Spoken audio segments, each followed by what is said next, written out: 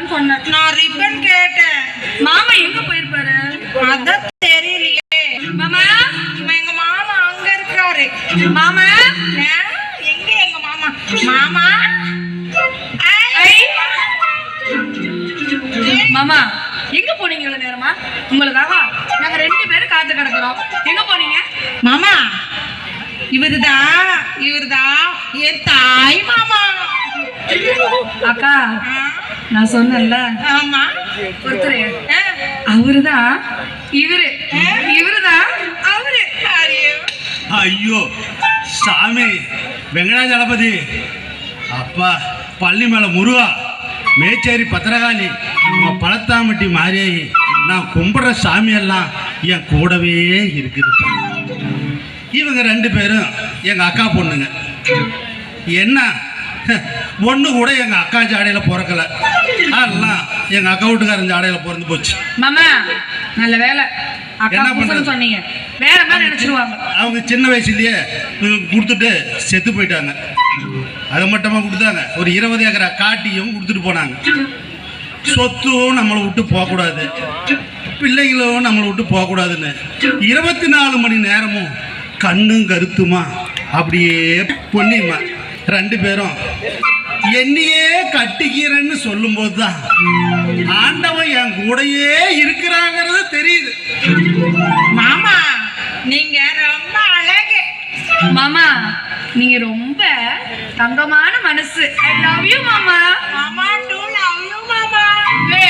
என்ன நீ மட்டும் தான் மாமா கொடுப்பியா? நானும் கொடுப்பேன். மாமாக்கு நான் 2 முத்தம் கொடுப்பேன். ஐயோ மாமா அவன் மட்டும் 2 கொடுக்குறான், இது கேட்க மாட்டீங்களா?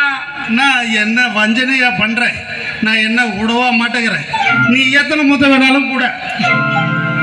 மாமானா மாமா தான், யாருக்கும் பாரபட்சம் பார்க்காம பிறந்த மனசோட இருக்கீங்க. என்ன ஒன்றும் பயப்படாதீங்க. உனக்கு 10 ஏக்கரா, உனக்கு 10 ஏக்கரா, இருக்கிற 10 ஏக்கரா 20 ஏக்கராவில் ஆளுக்கு 10 ஏக்கரா எழுதி வச்சுட்டு ஒரு நாளைக்கு பொன்னிமா வீட்லையும் ஒரு நாளைக்கு கன்னிமா வீட்லையும் நான் காலத்தை கழிச்சுக்கிறேன். எதுக்கு மாமா ஒரு நாளைக்கு அங்கேயும் இங்கேயும்? நம்ம 3 பேர் ஒரே வீட்டில் வாழ்ந்தா என்ன தப்பு சொல்லுக்கா?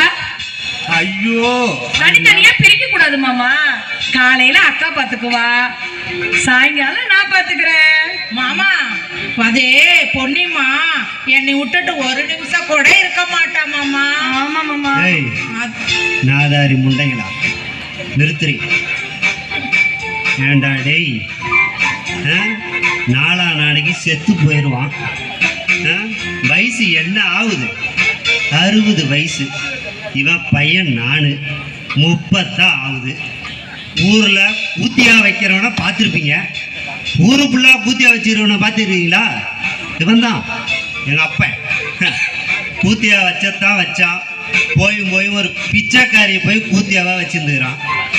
இருந்த சொத்து பூரா பிச்சைக்காரி மேலே எழுதிட்டு அவன் வந்து பார்த்தீங்கன்னா காரில் போயிட்டு இருக்கிறான், நான் ரோட்டில் வந்து பிச்சை எடுத்துட்டு இருக்கிறேன். நான் இப்போ இருக்கிறதே எங்கள் அத்தை சொத்து தான், அது இவங்களுக்கு கொடுத்துட்டு போயிடுவானா? வருது ஏங்க சுடுகாட்டுல வேக அரப்போ வடமா எந்திரிச்சு வந்து போட்டு நீ வந்து அவரை பார்த்து வயசான வயசானாலும் அவருக்கு என்னடா குறைச்சல்?